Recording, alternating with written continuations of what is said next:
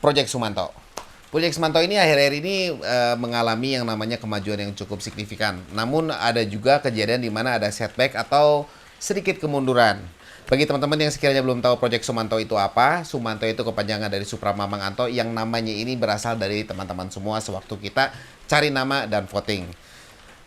Di video sebelumnya, saya udah fitting yang namanya body yang udah saya pesan. Permasalahannya salah warna dan ada sedikit cacat di body yang saya pesan. Di kolom komentar itu banyak yang bilang ya jangan di repaint lah, ada yang minta di repaint dan lain sebagainya. Walhasil mau nggak mau harus di repaint. Kalau bisa dilihat di sini bahwa Fajar itu tangannya kegatelan, tapi nggak. Sebelumnya juga yang namanya catnya itu udah mulai ngotok saat saya fitting. Akhirnya pakai jarinya Fajar pun dikeletekin sedikit demi sedikit, itu akhirnya ngeletek sampai akhirnya kita bongkar semua, kecuali spakbor ini belum dibongkar ya, karena ya nanti aja gitu. Jadi kita akan cat ulang. Warna yang akan dipilih itu saat pengecatan itu saya akan ngejar warna yang waktu itu kita voting bareng-bareng. Jadi dia abunya nggak terlalu tua, kayak apa, abu-abu monyet gitu, kayak gitu ya. Terus mungkin ada metaliknya sedikit dan glossy. Dan untuk bagian yang body kasar, ini kalau kemarin saya sempat kontak teman saya, kebetulan dia main karbon, mudah-mudahan dia mau bantu, jadi sedikit agak head on dikit kali ya. Jadi ada parts-parts yang nanti akan dipakai yang karbon mudah-mudahan.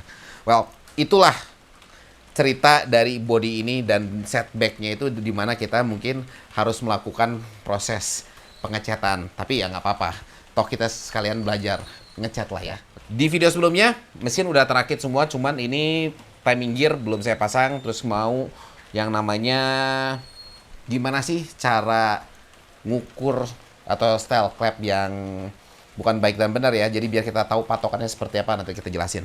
Tapi pertama kita akan pasang seperangkat timing gear yang di atas atau sprocket gear ya. Sintrik juga bisa disebut, nama itu barang yang sama. Nah kalau dilihat ini dari sintrik atau timing gear yang kita pakai, ini kita pakai yang bawaannya punyanya Supra motor ini. Cuman karena yang ini nggak sama alias dia lebih kecil, akhirnya kita pakai ini, kita rubah. Nah, ini juga udah ada tanda topnya dan ada beberapa baut karena sempat salah ngebaut ya. Di sini ini bentuknya seperti ini sebagai patokan untuk top, karena pas lagi ini nggak ada. Terus di bagian dalam sini sudah tidak ada karena ya udah hilang tandanya. Bautnya sempat macet juga, sama kita sempat di grinding. Yaitu dimana kalau teman-teman lihat di sini ada Spi-nya ini ngadepnya harus ke depan, ke arah ke depan ke sini. Dan selain dari itu nanti di titik top yang di atas, yang di sprocket gear atau di timing gear, itu pun nanti posisinya sama ke atas seperti ini ya. Dan nanti pas setelah dipasang harus ada satu hal yang kalau saya selalu diwajibkan ke anak-anak di sini juga dan saya pribadi, yaitu nanti harus kita putar, kita cek ada yang mentok atau enggak.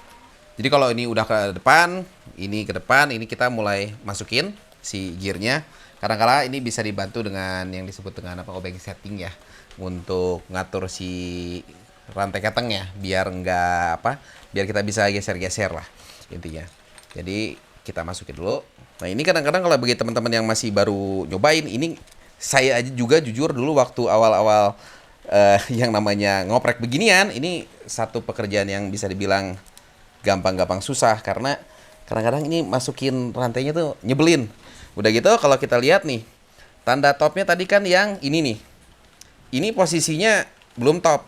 Topnya ini kebetulan kalau di head jambus ini memang nggak ada tanda topnya. Kalau di motor yang bawaannya, head bawaannya itu ada tanda di sini, bahwa topnya di sini. Berarti kalau kita lihat seperti ini, posisi udah tegak, ini dia kurang satu gigi. Ini ya bagi ya kalau teman-teman mekanik sih pasti udah paham lah ya cara geser-gesernya. Tapi ngakalinnya ini kita angkat, ini bawahnya keangkat, kita geser segigi. Terus dengan bantuan obeng setting kita geser lagi. Udah dapat belum? Nah, pastiin kalau kita lihat dari sistem ini kan muternya ke arah depan.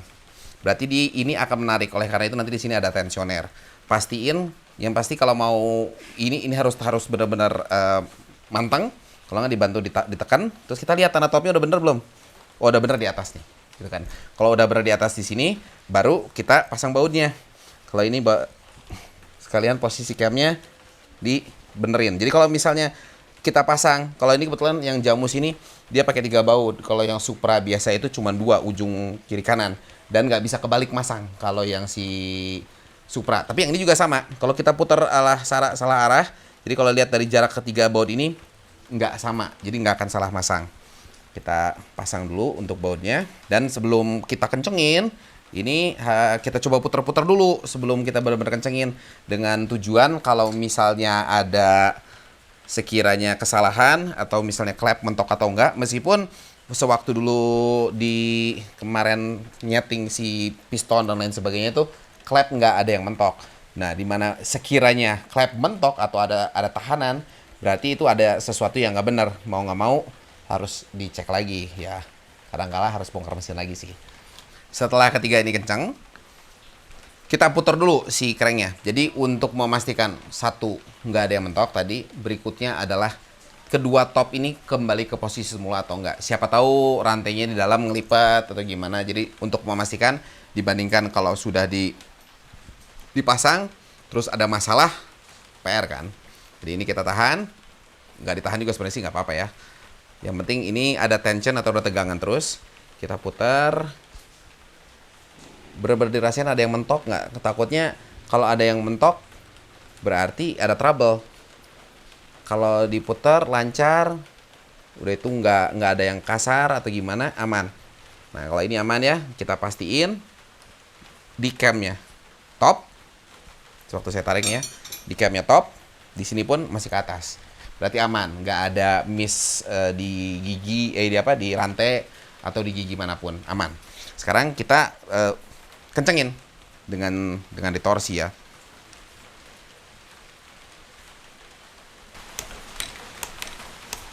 Sekarang kita bagian ke perangkat tensioner.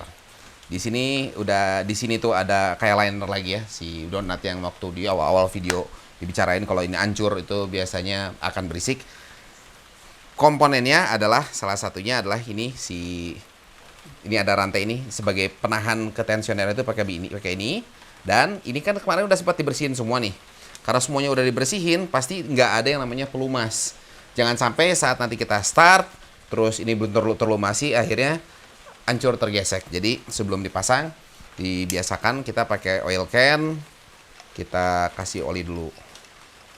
Kalau nggak ada teman-teman yang nggak punya oil can kayak gini, ya dikasih ditoel-toel pakai tangan dan dimasukin. Jadi kalau udah ada oli, dia minimal pas awal gesekannya minim. Ini juga meskipun dia nggak akan bermain, nggak ada salahnya kita kasih oli. Karena memang ini nantinya semuanya di semua bagian tuh pasti basah sama oli. Jadi kalau dilihat cara kerjanya, dia bisa bolak-balik begini. Nanti dia ketekan sama si tensionernya ini. Tensionernya masuk dari bagian bawah sini ke atas. Nanti di bawahnya ada per yang akan menekan ke atas. Dan ini kalau pas masang jangan sampai kebalik begini ntar ya. Ini kan ada yang lebih kecil, ini masuk ke dalam sini. Sekalian, ini kita kasih oli dulu. Di boring juga kita kasih oli. Biar dia masuk ke dalam. Nah, kan ketekan ya. Kelihatannya teman-teman ini ketekan ya. Pernya. Lalu baut bawahnya kita pasang lagi.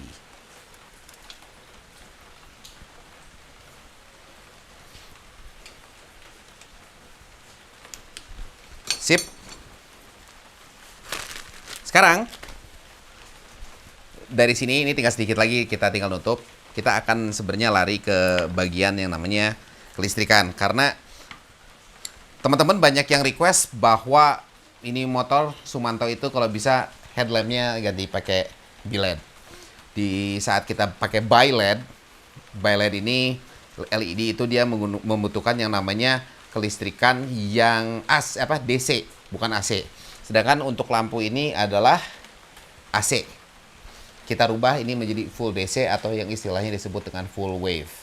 Sealnya diganti untuk membantu biar lebih gampang dia masuk di sekeliling sini. Kita kasih oli. Nanti memang kalau di ruangan sini nggak akan ada oli ya. Kita pasang dulu. Jadi kalau ada oli dia lebih akan sedikit lebih mudah masuk. Yang sebenarnya juga masuknya juga gampang-gampang, susah ini. Sebelum terlalu dalam ngetoknya, kita pastiin ini si bautnya pas nggak. Soalnya kalau bautnya nggak pas nanti kita harus ngetok muter-muter. Masuk nggak? Oke, dia masuk. Masuk nggak? Masuk ya? Oke, masuk. Jadi nanti tinggal kita press sedikit lagi. Ya udah nanti aja.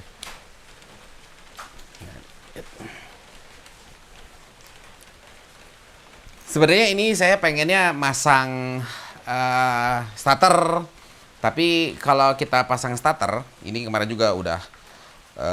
Jadi rangkaian starter itu ada magnet, lalu juga ada one way. Di one way kemarin sempat macet karena emang dulu pas motor ini ngejugruk, starternya juga udah nggak jalan, udah lama, sangat karatan, jadi harus dibersihin, sampai si pelor-pelornya udah kita ganti semua, dari macet sampai akhirnya lancar. Itu diakalin sama Gagan, dibersihin lah, intinya sudah oke. Tapi kalau kita pasang ini, hasil mau nggak mau kita ada satu PR yang mau saya rubah juga selain kelistrikan menjadi full DC atau full wave, yaitu akan rubah CDI. Ini ada beberapa kandidat untuk CDI yang akan dipakai, antara misalnya pakai Supra X125 atau Karisma, atau pakai Mio. Mengingat saya punya Mio kan ya, yang waktu itu kan kita voting Supra atau Mio, bisa aja CDI-nya kita ambil, kita pasang di sini. Jadi ini nggak akan dipasang dulu karena saat kita ngerubah yang namanya CDI, ini kalau dilihat dari benjolan pick up sensor di sini di magnet, ini kalau di AC itu kecil, dan sedangkan kalau misalnya di yang DC dia panjang, jadi belum bisa kita pasang. Padahal ini sudah sampai menghemat budget nih ya. Ngomong-ngomong menghemat budget, ini si rantai starter ini udah karatan dan macet, dan kita akalin kemarin dari yang rusak sampai akhirnya dia bisa lancar dan normal kembali lah. Kalau untuk di starter mah aman lah, nggak mesti diganti, sekalian berhemat. Karena di sini juga ada, takut lupa, ini ada liner yang nanti buat ke gear starter ya. Kita pasangin dulu biar nggak lupa, itu maksudnya. Jadi nanti rantainya muter ke sini sama ketahan sama kedua liner ini nih.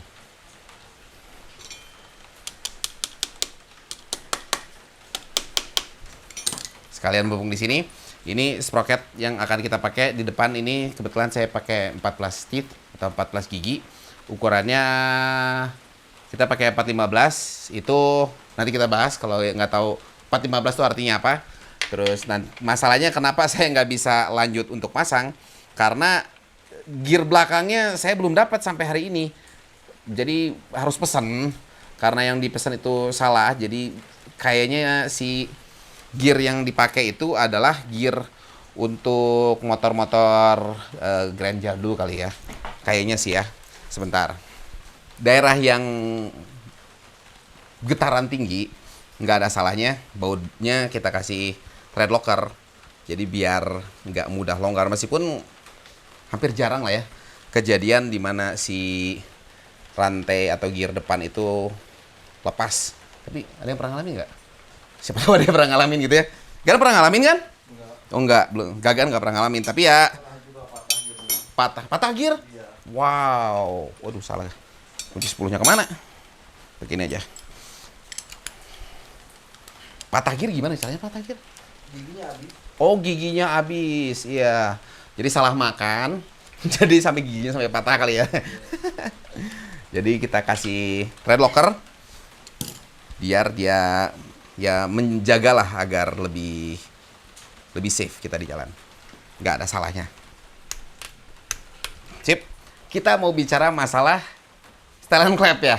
Nah gini, setelan klep itu masih banyak ya, bebas sih teman-teman mau ngerjainnya seperti apa ya. Cuman menjadi sebuah panduan buat teman-teman.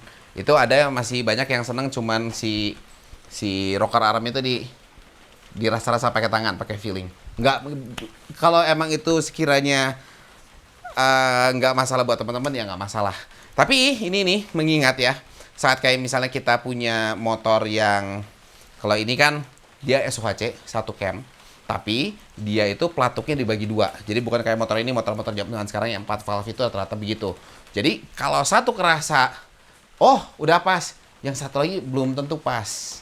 Jadi biasakan menggunakan yang namanya alat bantu atau alat ukur yang disebut dengan feeler gauge. Feeler gauge ya. Nah, feeler gauge itu kalau bagi teman-teman yang belum tahu, ini kayak benda yang kayak pisau lipat seperti ini. Kalau bisa dilihat, ini bukan barang baru ya, soalnya sebagian udah karatan. Tapi it's okay. Nanti kita lihat dulu dari ukurannya itu. Wow, yang kita perlu itu ada yang lebih bagus ya kita kan?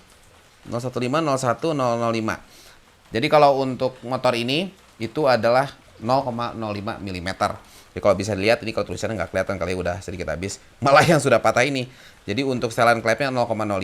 Ini buat tips buat teman-teman yang masih baru belajar nyetel klep atau masih pengen ya maksudnya pengen bisa nyetel klep gitu ya. Ini gimana sih? Memang kalau secara teorinya itu tinggal masukin, kita setel udah gitu kita tarik-tarik. Kalau punya toolsnya di rumah misalnya, atau misalnya bisa main ke bengkel teman atau ke orang yang punya toolsnya, ini ada satu tools yang disebut dengan micrometer. Jadi micrometer ini adalah untuk mengukur celah atau diameter benda-benda tertentu. Karena ini misalnya 005, jadi kalau kita pakai pakai alat micrometer ini adalah sama kita dimasukin, udah gitu kita kencengin sampai dapat kencengnya. Nah, pas kita udah dapat kencengnya nih, ini kan kita bisa tarik nih, ini keras nih. Kita bisa baca di sini 0,065 malah di sini kan. Jadi kalau misalnya kita rasa, kadang-kadang kita pas kita ngencengin ini tuh kadang-kadang jadi sangat kenceng. Di sini kita bisa coba latihan di sini. Rasanya segimana sih? Oh, kita pengen 005. Dipas-pasin di 005 nih ya. Ini 005. Terus sama saya dikunci. Sebentar, pasin dulu non-use-nya. 005 ya. Nih pas. Terus kita masukin ke sini. Ke celahnya. Masuk nggak sih? Jadi dengan kita membiasakan diri kita rasain segimana sih kalau kita narik. Oh, segini rasanya. Akhirnya nanti kita dapat feelingnya bahwa oh ini 005 salah satunya karena dengan bantuan micrometer ini dimana kita latihan untuk ngatur segimana sih 005. Oh segini nih kerasa. Oke, itu 005. Dari sini baru kita terapkan ke klep. Jadi pas narik itu bisa dapat presisi karena klepnya ini ada dua ya. Ini saya contohinnya sekali aja karena kalau dicontohin semua kan bukan contohin, di videoin semua. Kalau di videoin semua kan jadinya takutnya boring lah ya. Tapi intinya kalau dilihat di sini di rocker arm ini kita selipin si feeler gauge-nya. Terus kita butuh bantuan alat nih ya. Ini adalah kunci buat nyetel klep sama kunci yang di atasnya nih kunci 9. Kalau misalnya udah mendekati, misalnya dimasukin udah kenceng, ini alat kita pakai, kita tahan. Terus kita kencengin si murnya.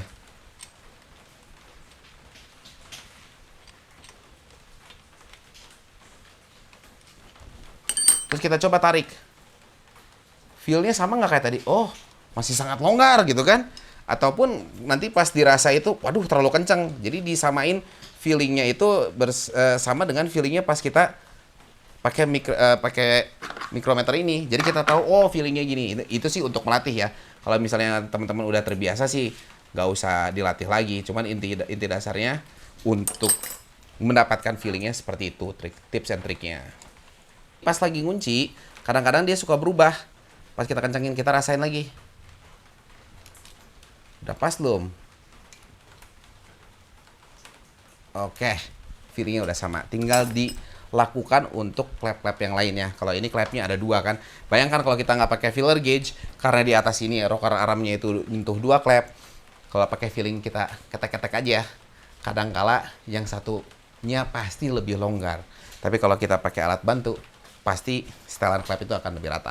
Kalau perihal setelan klep fungsinya seperti sebenarnya apa sih, dampaknya seperti apa? Mungkin kita bahas di lain kesempatan ya kalau itu teman-teman tertarik, kalau nggak tertarik ya nggak usah. Tapi sekarang kita lari ke pengapian. Kita akan rubah spool dari Supra ini menjadi full wave atau DC. Apa sih yang harus dirubah saat kita mau berubah dari AC ke full DC di Supra? Ini sebenarnya sih ini berlaku untuk hampir semuanya ya. Cuman ini kebetulan karena kita lagi ngerjain Supra, jadi kalau teman-teman mau ngerubah, kita perhatikan dulu dari yang namanya spool. Nah, kalau di spool ini kita ada 6 lilitan ya. Dari 6 lilitan ini, yang satu itu adalah untuk lampu, dan yang satu lagi adalah untuk ke CDI atau untuk ke pengapian. Yang dua ini nanti akhirnya nggak kita pakai, yang hanya kita pakai hanyalah yang 4 ini. Nah, kalau kita lihat di sini ada beberapa pin ya. Ada pin yang satu ini, 2, 3, 4, 5, dan 6. Dari semua ini yang harus kita lepas adalah yang ini. Ini yang disebut dengan ground. Jadi kalau secara cara cepatnya, ground ini kita cabut, dan sebenarnya kabel yang ini kita keluarin, nanti kita sambung ke sini. Jadi salah satu ini nggak akan dipakai. Yang nggak dipakai itu adalah sebenarnya adalah untuk yang ini adalah ini kabel pengisian, ini kabel lampu. Nah, kabel lampu ini sebenarnya bisa aja kita sambung langsung ke ground, karena yang kita butuhkan itu adalah ground ini kita naikin ke kabel untuk ke arah ke kiprok. Nah, kiprok yang kalau misalnya teman-teman mau rubah, untuk murahnya sih bisa pakai yang punya NMAX. Nah, yang punya NMAX itu kalau dilihat dari soketnya itu dia ada 4. Kalau ini kebetulan yang saya punya ini yang Tiger. Kenapa pakai yang Tiger? Karena saya punya yang Tiger. Jadi nggak beli nih ceritanya.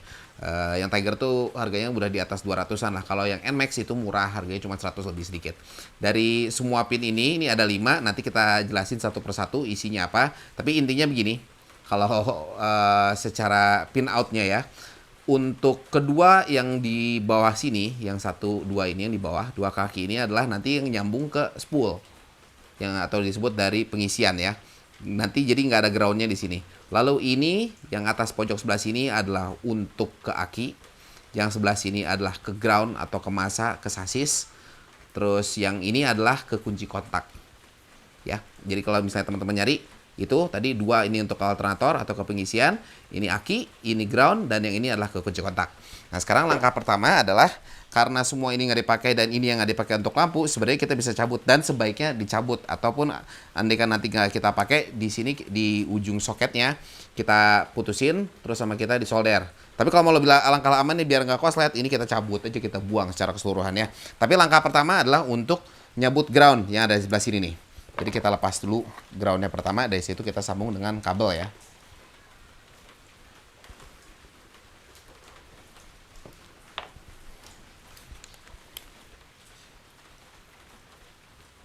Oke. Ini teman-teman bisa lihat ini udah terlepas ya. Ini groundnya asalnya ke pin yang ini. Pin ini nyambung ke rumahnya, lalu nyambung ke blok mesin. Kita tinggal cari kabel. Kabelnya sih sebisa mungkin kabelnya yang bagus ya. Jadi kalau masalah kabel tuh kadang-kadang ada yang secara casingnya dia tebal, tapi sebenarnya di dalamnya tipis. Yang kita perlu jaga adalah sebenarnya kabelnya di dalam yang bagus. Jadi tadi kalau misalnya kita mau akalin, ini bisa kita lepas, kita sambung ke sini. Dari situ nanti kita tinggal pakai yang di sini. Tapi kalau misal kita mau begitu, ini kita harus lepas dulu ya. Tapi pertama kita harus siapin, kalau saya biasanya pakai isolasi bakar. Ya, isolasi bakar tuh karena ya semakin panas dia semakin nempel ya. Kenapa kabel warna hijau? Karena punyanya yang warna hijau dan kemarin belinya yang warna hijau.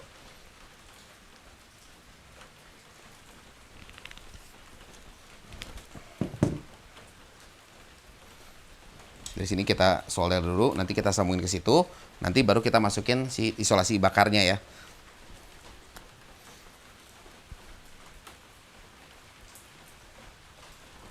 Kita sambung. Kalau udah nyambung, ini tips solder lah ya. Kalau sekiranya udah dingin, kita coba tarik-tarik, dilepas nggak? Kadang-kala dia nggak benar-benar matang, dia gampang lepas. Biar dia nggak koslet, kita sambungin. Kita pakai isolasi bakar tadi ke sini. Pakai korek boleh, mau pakai ujung solder boleh.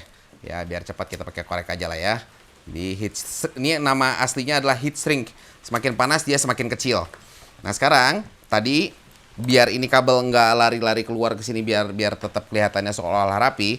Ini sama kita akan sambungin. Jadi kita akan lepas yang bagian untuk spool lampu nih ya. Soalnya kalau misalnya di sini dipotong terus kita lupa lepas juga, khawatirnya ntar jadi short. Daripada kita mikirin nanti takutnya short, kita lepas aja terus kita manfaatin kabelnya deh. Kabel ini kita tinggal sambung. Cuman karena sekarang kita nanti mau nyambung terus butuh heat shrink ini atau isolasi bakarnya kita masukin dulu biar dipastikan aman. Ya, ini kita tarik keluar sini, lebihin dikit, kita potong lalu kita sambung.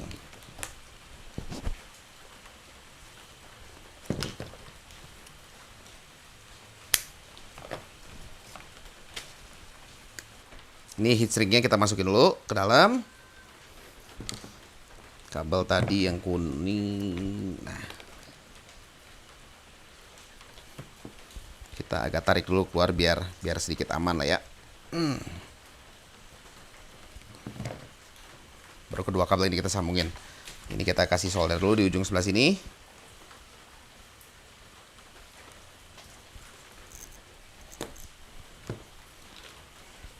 Baru kita sambungin.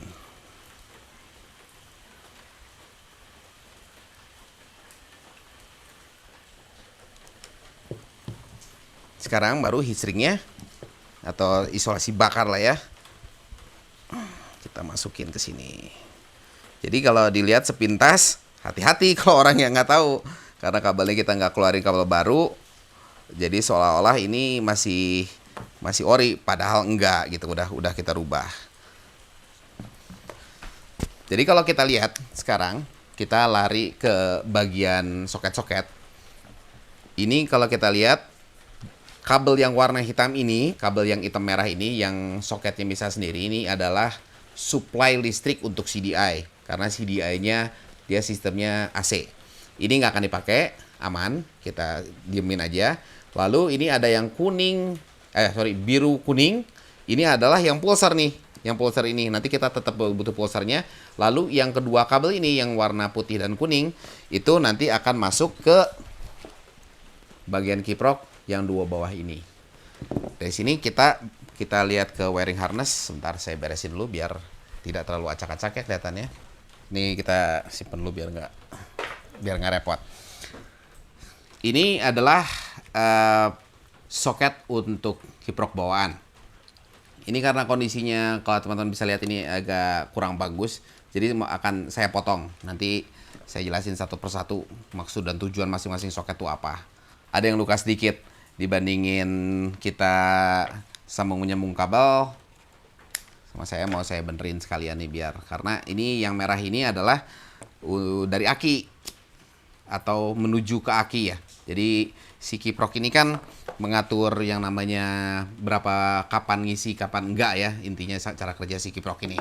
Nah, dari 4 kabel ini, kabel yang 2 tadi ini, yang kuning dan putih ini adalah tadi kabel yang kita rubah di spool.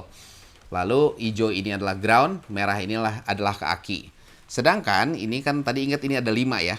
Kita butuh 1 adalah langsung dari kunci kontak. Nah, kode kunci kontak itu kalau teman-teman biasa dengan Honda itu, nah ini dari kunci kontak nih ya. Merah ini langsung dari aki, langsung dari switchnya di sini, nanti didistribusikan dengan warna hitam ini. Ya, kita butuh kabel warna hitam ini untuk trigger si yang namanya kiprok ini, kiprok Tiger punya ya. Kalau misalnya nggak pakai kiprok Tiger, sebenarnya udah selesai dengan 4 kabel ini aja. Cuma karena pakai kiprok Tiger ya kita harus kasih 1 tambahan lagi. Nah, kebetulan dari yang sini yang terdekat adalah kabel yang menuju ke box bagasi, ada warna hitam, ini warna hitam. Nah, kabel ini yang warna hitam ini. Nah, hitam ini adalah standby 12 volt nanti untuk ke bendik atau relay starter. Ini juga udah jelek ya. Kayaknya kita harus ganti yang baru. Oke, jadi ini nanti kita harus ambil kabel satu lagi. Kabelnya itu adalah di warna hitam ini. Nanti kita splicing di sini. Lalu kita tarik ke sini. Sekarang saya mau siapin dulu si skun-skunnya ya. Nah, perihal masalah skun atau terminal ya, sebisa mungkin pakai terminal itu jangan yang murahan. Kalau saya sih senangnya pakai yang ini, kalau teman-teman bisa lihat ini adalah merek Utilux. Jadi dia cukup kokoh. Dan apalagi ini kita bermain dengan listrik yang ampernya cukup gede gitu, jangan gampang patah dan lain sebagainya. Jadi pakai yang bagus. Nah ini soket juga saya udah ada. Ini soket untuk si Kiprok Tiger ya. Dari sini kita crimping. Ini ada beberapa cara untuk crimping ya. Ada juga yang suka langsung disolder di sini. Sebenarnya akan lebih mantap. Nah intinya kita pakai skun yang baik. Jangan pakai skun yang biasa-biasa. Dari sini saya rakit dulu sebentar ya.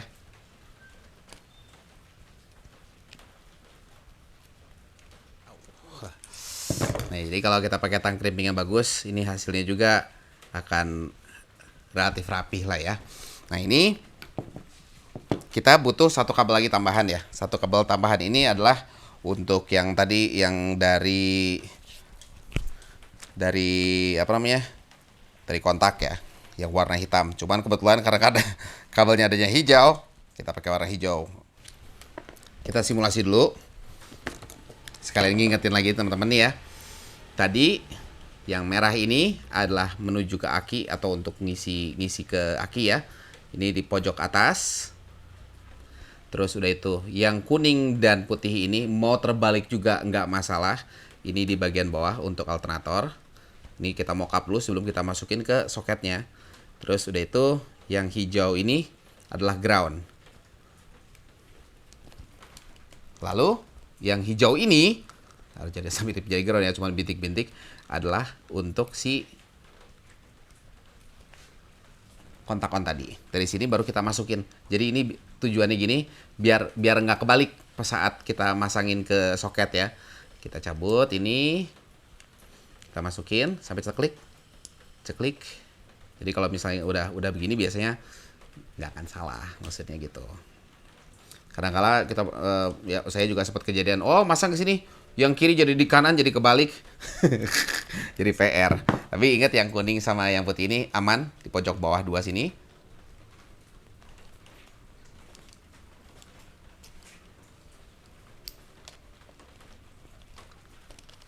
Setelah ini semua udah beres, cek, masuk, dan soketnya dilihat di sini si iskunnya ada yang keluar nggak. Kalau nggak ada keluar aman. Sedikit sekalian buat ngerapihin, karena yang hijau ini baru, kita kasih isolasi sedikit aja dulu di sini. Di sini kita lari ke yang warna hitam ini tadi. Ini biar kabelnya nggak kepanjangan, biar ngepas, makanya tadi diisolasi dulu di situ.